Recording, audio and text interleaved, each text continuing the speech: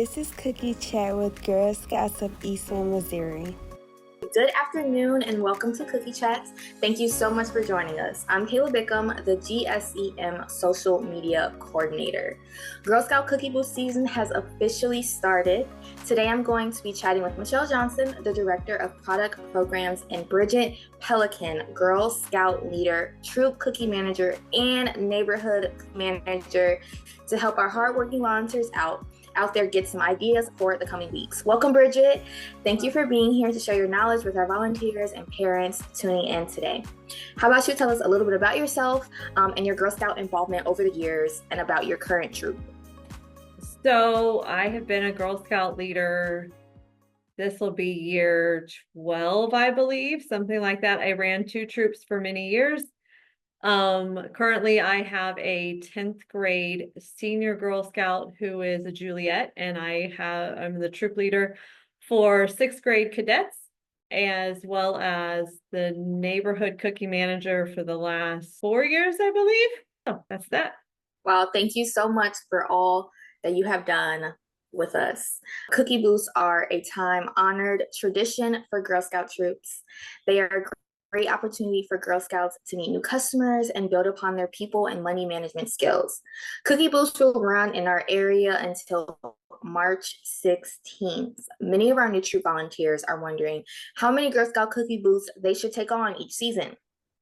Do you have any advice for them and what they should consider when they are deciding how many and where? Yes, I think that depends on several factors. Level of your girls. The younger the girls, the less that you should do, because they need to build up, learn. The time that you're at a cookie booth can take a lot out of a younger girl. And then as they get older, it should really depend on your specific girls, but what plans they have for their money.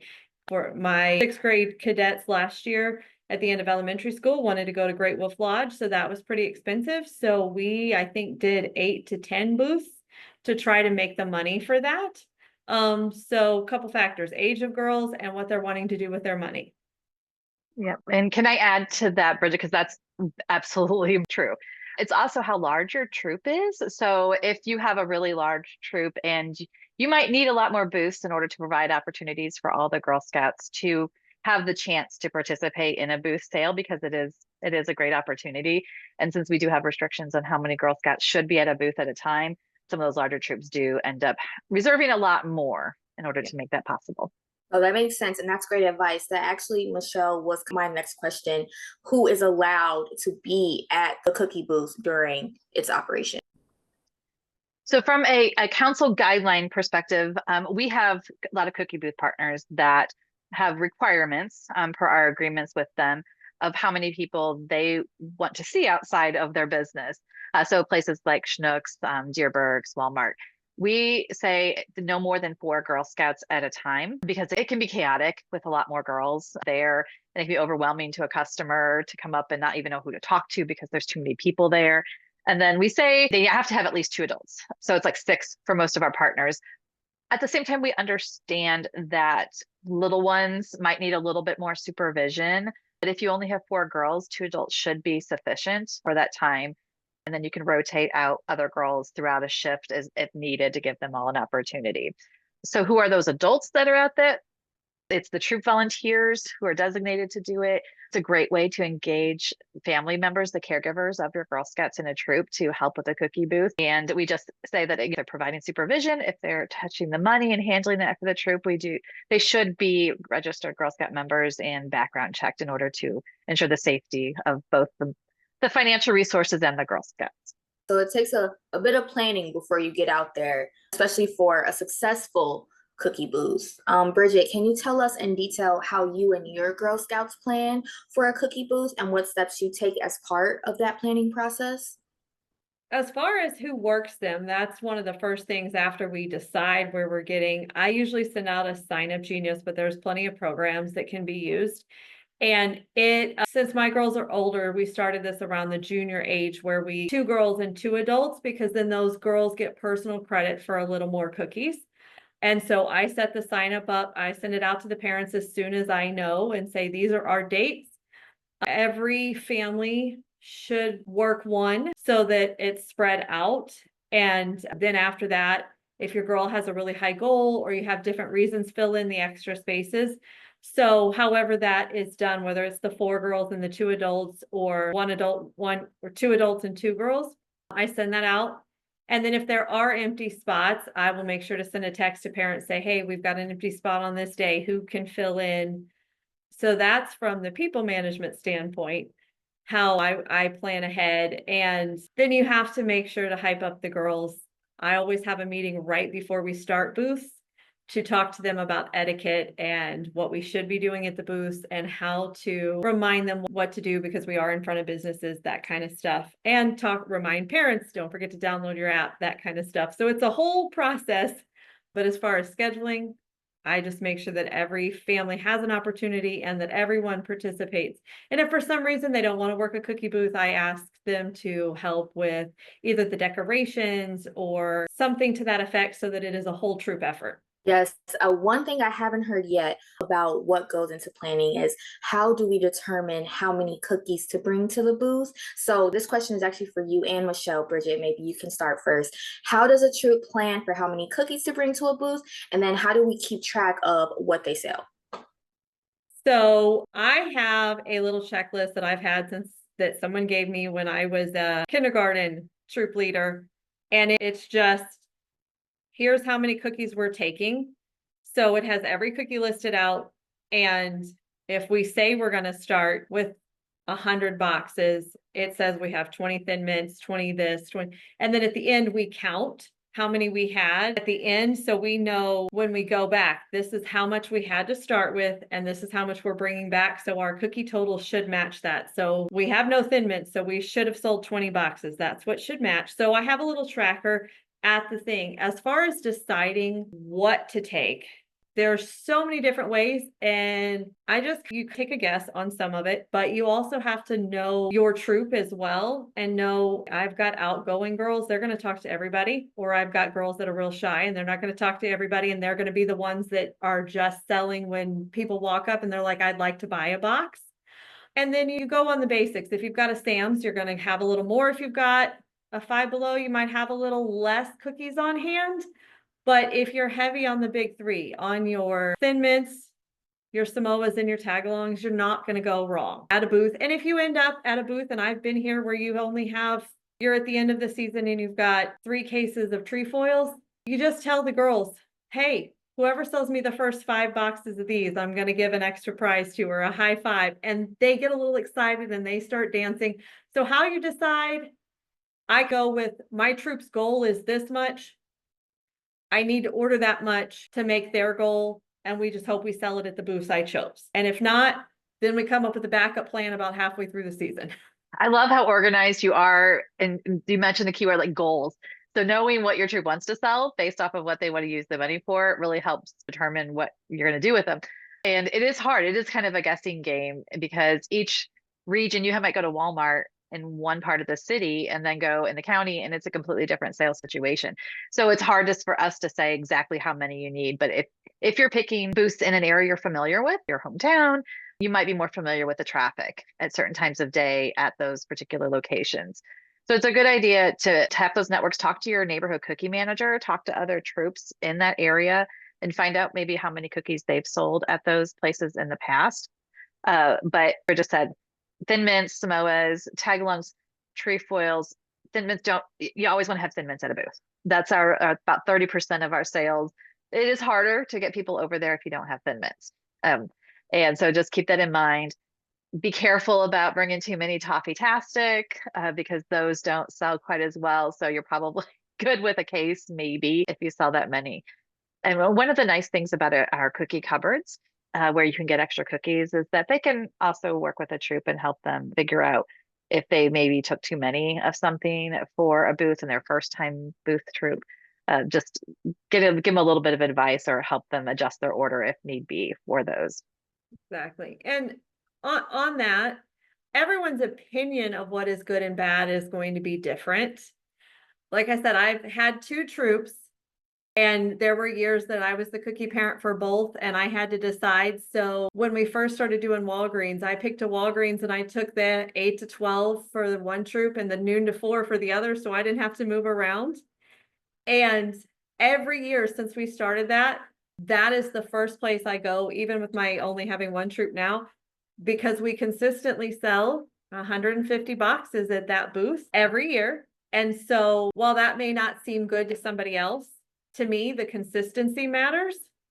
So somebody else says, oh, well, I see that this troop is selling 300 at this location. So why would I choose something that's going to sell less? Well, because you're guaranteed something, because you don't know what's happening. They could have different girls. They could have a different vibe at their thing. It could be a big sale for that store. So some of that too, this year, I have 3 booths at that same Walgreens for my troop, because I know consistency is key to getting them to their goals versus taking a hit on hoping that I'm going to get 300 from a booth. No, I like that. A good word I think you use is vibe. You got to check the vibe of the girls that are in your troop. You got to check the vibe of the store and see. That makes a lot of sense. Speaking of vibes, it's been cold. The vibe has been very cold. We all know that St. Louis can be very cold in February and even early March. Michelle, what things should our troop leaders and cookie managers keep in mind when preparing their girls for cookie booths on a cold weekend? Well, weather. So it could be cold, but nothing happening. It just be no precipitation. And preparing for the cold is important because you probably will still have people in traffic and people aren't staying at home necessarily. So one, I would say plan to be outside. Unless you're fortunate and the business that you're working with will let you inside. And most of our council partners don't necessarily always plan for that outside booth. Plus, being outside does give more visibility. So the people see you even if they're not going to that store. And I hear from troops that on bad weather days, sometimes people feel sorry for the Girl Scouts out there still trying to sell cookies in the bad weather. And so they might buy more cookies from them. So it's not always a bad thing, but dress for the weather. Of course, glove hats, layers for those Girl Scouts. Maybe have your troop purchase some hand and feet warmers so that they can stick them in their gloves or in their shoes. For the Girl Scouts and the volunteers. Most locations will not permit those portable propane heaters outside for safety reasons. So we don't recommend even trying to bring one. Plan for the girls, especially, I guess it doesn't really matter age group, but taking warming breaks. So the booth always should have at least 2 Girl Scouts at it with those adults at a given time, but that way they can do shifts. An adult can take a couple girls inside to get warm or into a car that's warmed up for them to thaw out a little bit and then come back and then rotate the other girls and to do the same thing. So that can really help as well. One of the things that we have on weather, and I don't mean to say that dads don't help as much as moms do, but the dads in my troops, one of the things that they have been tasked with during cookie season is to bring the Starbucks and the hot chocolate about halfway through. So if your moms are standing out there freezing, have dads, have grandparents, have aunts and uncles, anybody that's willing to help, bring those things to your cookie booth, bring a hot chocolate break. That way you have a warm car and a kid can take a warming break. But anything like that, get everybody involved for anything to keep them warm during that time. Of course, then when they see people they know, they start moving around, they get more excited. So that keeps them warmer as well. Yep. The more energy, the more excited they are doing their songs or cheers or dancing around. That does keep them warm. Good point. Yes, that actually, Bridget, my next question was for you, but it's kind of on this topic. Many hands make lighter work. How else do you engage other parents and caregivers to help with cookie booths? And what are maybe some tips that you have to get them excited and be a part of the experience with their Girl Scouts? Is there anything else that you ask for, maybe not on such a cold day? Like I said, I have always had every family participate in some way. And if they don't want to work the booth, have them help with the decorations, buy the tablecloths, that kind of stuff, so that they're all a part of it. But someone has to stay with the girls. They all need to have the app downloaded. I've already talked about a lot of the things, but I will say, particularly for those leaders and co-leaders out there, when you work with a parent at a cookie booth, it is a great way to find out what they can do for you. Having those conversations, because Girl Scouts is not just cookie season. You need people to go camping with you. You need people to drive.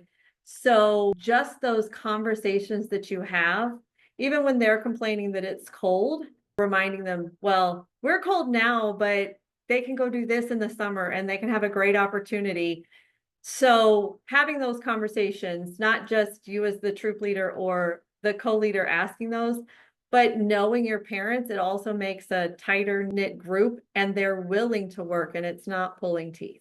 Exactly. Something else about parents and caregivers is they bring their own diverse set of experiences and skills, which can really help enhance the booth in unique ways, as well as load on the cookie manager or the leader. Let's talk about booth marketing, which is very important. What have your troops done in the past to market their booth and how they draw attention to themselves and get customers over to the table? Do you do anything before the booth to let your friends and family know where you'll be selling that weekend, or how do you get people over? So I do ask, I always post on my social media. I do ask our parents if they're comfortable to post that, hey, we're here from this time. My child may not be there, but someone from the troop, it supports us in this way. So I do ask. If they do, great. If they don't, that's fine. We always make signs every year to hold up, which they can't always do because then it gets cold and they want their hands bundled up. But singing, dancing, that kind of stuff, if it is a slower one, but there's a parking lot, anything like that that gets movement, make sure the girls have on their uniforms on the outside of their coats. I know a lot of them have them and then they're on the inside of their coats. Or put on your troop hoodies out over your coats. My younger daughter's troop, when they were in kindergarten, we made cookie ponchos out of fleece for everybody. So they all had just these big poncho blankets that now fit them like they should, but they went all the way down to their ankles in kindergarten.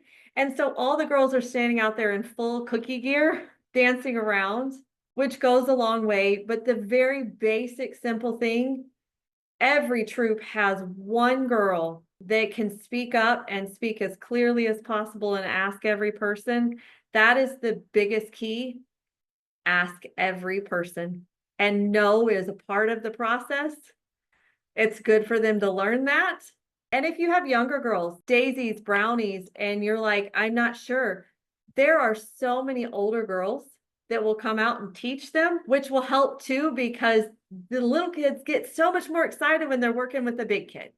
And that will help at your booth too, because there's that excitement. So anything that they can do that says they're a Girl Scout and they're proud to be out in that cold selling the cookies, and somebody that speaks up helps market your booth. Also, if you are in a place with a big parking lot, put the sign on a car and put it towards the back of the parking lot and say, come see us. Anything like that you can do helps. Those are some really good tricks. I like that a lot. We've What moved a are lot of cookies through my house and through my troop. So we've learned a lot of ways to get rid of those extra boxes. Yes, no, I can tell. What about new troops that are coming to booths for the first time? What are some cookie booth must-haves for them? So must have place to hold their cash, whether that is a bag, a shoulder bag, whether it's a box, place to hold your cash, a tracker like I was talking about earlier that says this is how much I took and this is how much I'm putting in my car, so that when your cookie parent, because they're not at every booth, your troop leader's not, says, well, it says we sold 50 boxes, but you guys only counted for 45. Your math is, when they're trying to figure it out, that helps them to have some sort of tracker. A table, 6 foot, 8 foot folding tablecloth. If you don't have a Girl Scout tablecloth, go to the dollar store, go to Walmart, buy the $1.25 green tablecloth, put it on your table. Snacks for the girls, because otherwise they're going to want to eat a box of cookies. And then you're out $6. It's easier for you to bring some fruit snacks or something like that. Water for the girls to drink, hot chocolate for them to drink, extra hot hands. You always need a pin. It's windy. Tape. So my troop has a plastic shoebox tote that has the tracker, tape, scissors, a pin, an extra tablecloth, because you don't know what happens, hot hand in it. And I think there's a couple other random things that have been tossed in there through the years, but those things, little feet get tired, big feet get tired. Doesn't hurt to have a folding camping chair with you so that people can rest their feet, rest whatever. The cookie boxes, when they're empty, put them on the ground. It will keep an extra barrier from your feet to keep you warm. So just all those kind of things you should always have with you. Power bank for your phone in case it dies and you can't take, and you need to take money. So those are my tips for things to have. snacks, and then a backup. That sounds like, and you'll be good. What about you, Michelle? Oh, can you guys hear this? Hold on, let's wait. I live by a fire station. It's on the corner. So, but yes, bring snacks and always have a backup. That sounds good. Michelle, what Cookie Booth resources do we have? Does GSEM have available to our troops? Well, we do have a small amount of those troop marketing booth kits that we rent out of our, not rent, but lease out of our cupboard, and it's free, and troops have to share that. So we've got some of those over the weekends. There are neighborhoods and districts that do have their own kit or at least a cookie costume. So troops should connect with their neighborhood cookie managers or cupboard managers to see if they have those available to them as well. But if a troop wants to invest in some cookie booth items that they can use from year to year, purchase them from our Girl Scout shop. They have cookie carts, money envelopes, or pouches, whatever you want to call them, cookie costumes, which are new this year because I don't believe we've ever sold those in our shop. Tablecloths that you can wash, cookie signs for the yards, and much more. Plus, like Bridget said, wear Girl Scout attire, so they want to be identified as Girl Scout. There are plenty of Girl Scout themed clothing, cookie clothing there for people to buy. So the troop can use some of the cookie funds if the girls are okay with that to buy those materials to use year to year. There are also a lot of resources to support cookie booths, including that inventory sheet. So if a troop doesn't have one, we have ones that they can print out from our online playbook and our website. There's a credit card sign they can print out and use because people always ask, even though we do it more often now, doesn't hurt to put it out there so people can't use that excuse, I have no money, and we take credit cards. We also have some assets for a contest called Cookies for a Year. It's a customer promotion. So there's some assets that they can display at their booth if they have room to draw people in, a chance to get a year's worth of Girl Scout cookies if they make a minimum purchase. But then there's some other things like an incident report that it's not bad to know where that is should something happen. If your troop is really promoting our Project Thank You program and loves that donation aspect, there is a box wrap. So it's paper, they can fold it over a cookie box. And I think Bridget's daughter might be on that box, that wrap, when she earned it the other year. I didn't want to say, because that's the other thing that's in my thing is a couple boxes wrapped with her, which helps when she's there. But I think she was 9 in that, and she's 16, driving her own car now. So goodness. But so we do have that. They can print out, cut it, and use it as a way to promote the donation program and draw people's eyes. So that's on our website. And then littlebrowniebakers.com has some great print assets that if a troop wants to make their own signs, they can print those. So a lot of fun things. And I love the ideas that other troops have on Pinterest. There's a lot of creativity out there, and they can look that up as well. Yes, I've seen our little wagon, our carts, but we have costumes this year. What is it, like a big tag along? What's the costume? Well, it depends. There's several different varieties. I think our Samoas are sold out at our shop, but there's trefoils and maybe tag-alongs. And there's a child size, adult sizes, and they just cut over. They're kind of foamy and they wear them. They're really cute. And I can't remember how much they sell for, but love that they have those available for our troops this year. No, that's super cute. If I drove in and saw one of our little girls in a big cookie, you can't say no to that. That's so cute. After the booth is over, many of our new troops may be wondering how to fairly give credit for the cookies sold at the booth to the girls in the troop. Can you walk us through, Bridget, your methods and how you make it fair? So I know there's several methods for out there. How I've always done it is the booth they work that day. So if we sell 100 boxes in our 4-hour time period and every girl works 2 hours, then they all get an even split, 25, 25, 25, and 25.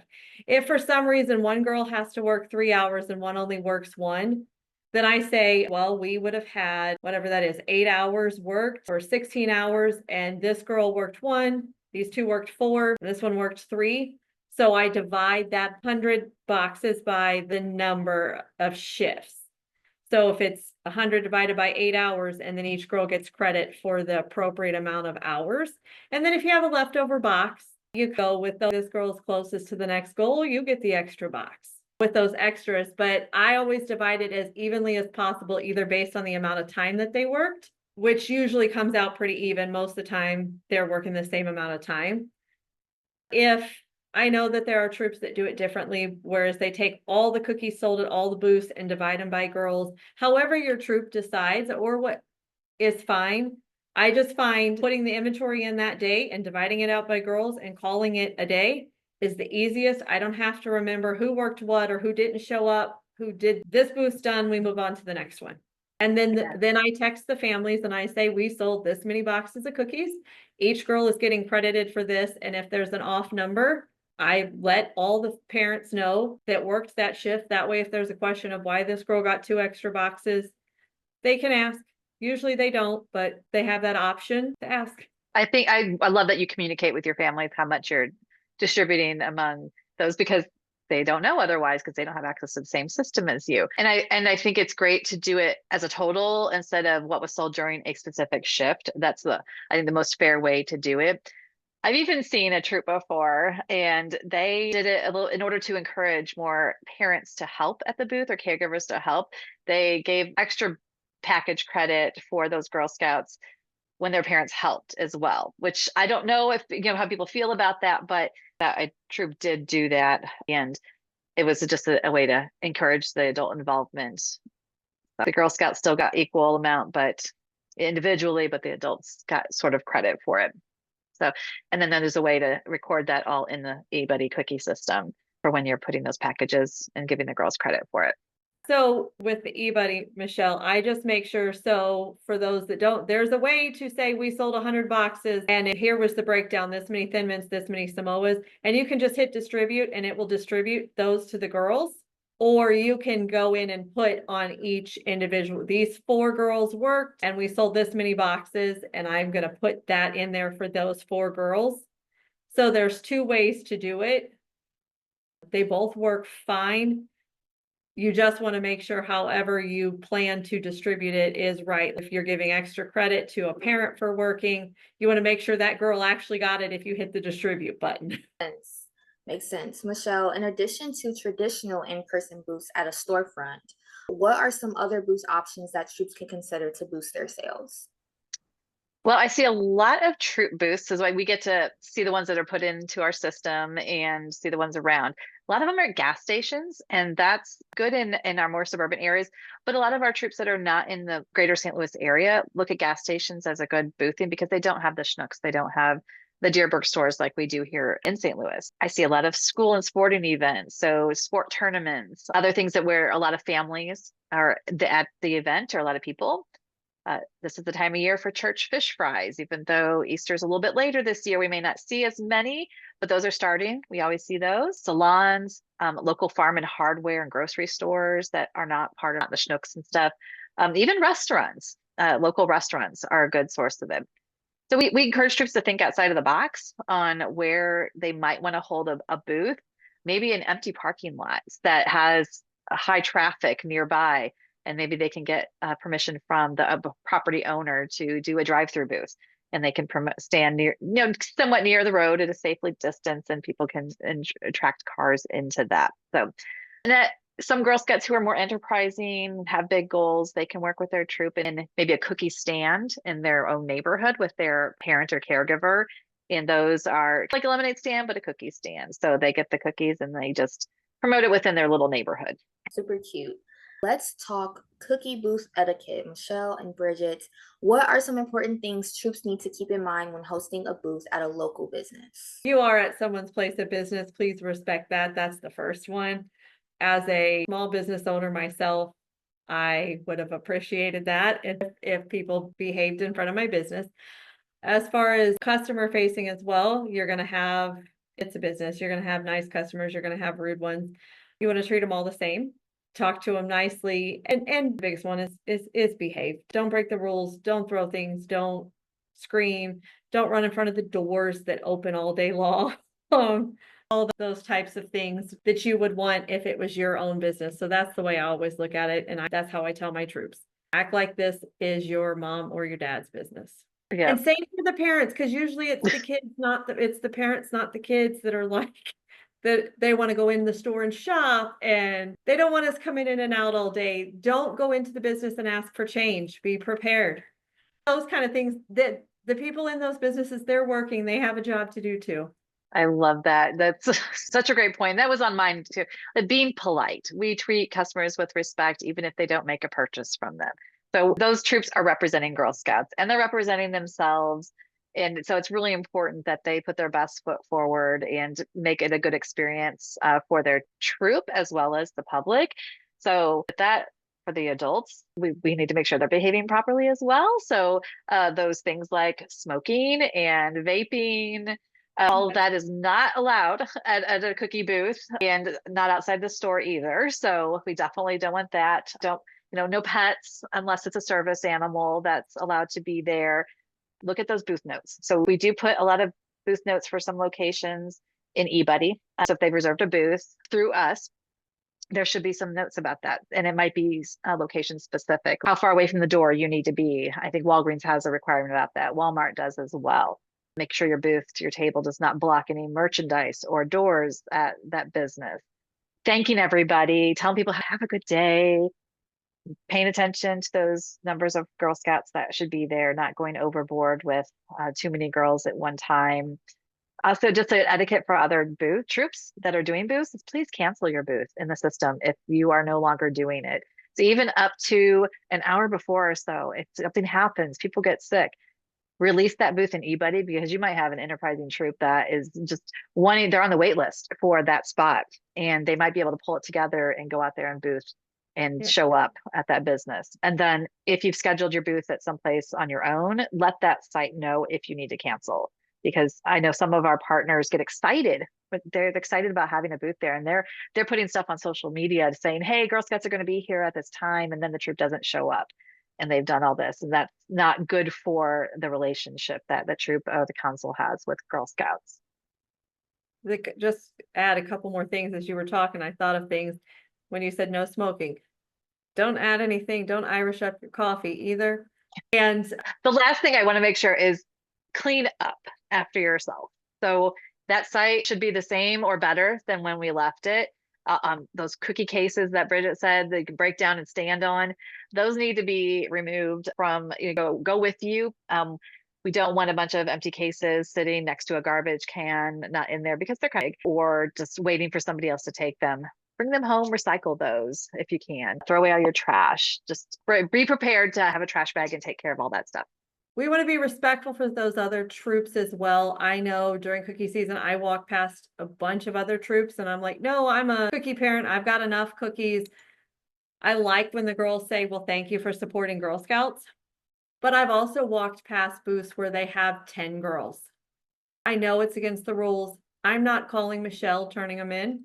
And I've walked past booths where there's one girl because somebody's running late or somebody got sick and the troop is trying to fill in. Things happen. I don't think anybody's out there trying to purposefully break rules.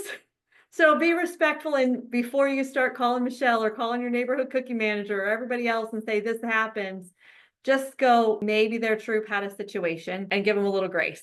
That is a great point, Bridget, because yes, we call it the Girl Scout police that are out during this time of year, and they're mostly Girl Scouts with good intentions, adults with good intentions, but sometimes it's the community that notices something and we don't always know the full story of what's going on. So as long as we feel like the girls are they're safe, that let's be nice, let's be understanding and grace. Great point. Very great point. Now we're going to take some time to address a rumor that's been going around our council. Michelle, we hear there is a troop booth contest coming up. Can you tell me more about that? It's not a rumor, it is truth. We have our Brighten My Booth contest that begins this weekend. So we love when our Girl Scout troops get excited about marketing their booths and get creative on how they do things. So we've seen some really elaborate booths over the years, and that doesn't mean everybody has to do that. But if you think your Girl Scouts did a great job with getting things together and your booth is presented well, the girls do great, take a photo and you can submit it to it's on the form. It's on our website. There's the contest page through our cookie volunteer resources. And we will have a troop that wins each week, the Brighten My Booth contest. So there'll be 5 winners and the winning troops will get some good stuff for their booth. So things that will help them for future booths that week or next year, even signage, tablecloths, cookie costumes, things like that. They have a chance to win. Super fun. And that winner will most likely be posted on our social media channels, which is very fun. I'm looking forward to seeing them. My last and final question is a very important one. So it's for both Bridget and Michelle. What is any final advice that you have for first-time cookie boosters? And why would you encourage troops to do a booth this year if they haven't in the past? My best advice for a first-time booth family is it's not going to go the way you think it is. You're going to have a girl cry. You're going to have a girl that needs to go to the bathroom and can't wait. You're going to have every issue you can think of. You're going to have it. If I told you some of the stories I've had, I would never in my wildest dreams have thought that could happen. And it does. So it's not going to go the way that you have it. And you'll do all the planning, but this is Girl Scouts. Let the girls take the lead. Some girls they don't like to talk to people, but they like to fill the boxes on the table. Let them. They like to take the money. Let them. They need to learn those math skills that comes in handy. Let the girls take the lead and you be the follower. I know that's hard for adults to do. So those would be my advice for first time. Do it. It's great. It's not going to go how you think it is. It's probably going to go better for you as a kindergartner or first grade leader than it's going to go for me as a 10-year leader with 6th graders and 10th graders. And so that's why that's my advice. The reason I would say to do it is in my 12 years, I learn more from these girls than I learn in business every day. So it's good. Your troop works together. You see dynamics that you don't see during troop meetings. You see all kinds of stuff that you don't see during troop meetings. And it's just fun. You learn about the adults, you learn about the kids. I have more fun at Cookie Booths and more memories from Cookie Booths than a lot of other places in Girl Scouts. So I would do it for those reasons, not necessarily the financial reasons, because it is when they're little or your first year, it's hard. Yeah, I think Bridget said it well enough. I think we can leave it at that. She's got great firsthand experience with that. So I can come at it from the logistics perspective of just making sure you plan, that you practice with the Girl Scouts if they've never done it before. And what is their sales pitch, or do they all know their goal is? In knowing what roles they might want to take. So if we have a Girl Scout who doesn't want to be out there with a poster or talking to customers, you have to make sure that you have something for them to do, and always let them lead, let the girls have a chance, and let them have fun too. No, that's great advice. Plan, practice, and make sure that it is still girl-led. Super helpful. Thank you so much, Bridget. You have been a great Cookie Chats guest, and it was so much fun to catch up with you. I want to thank you for your involvement with our organization. You are a mentor and role model for your girls, and we're so proud to have you as a GSEM volunteer. We wish all our troops much success during the Cookie Booth phase of the program. Have a great week, and please tune into our final episode of Cookie Chats, which is Successful Cookie Management for Troops.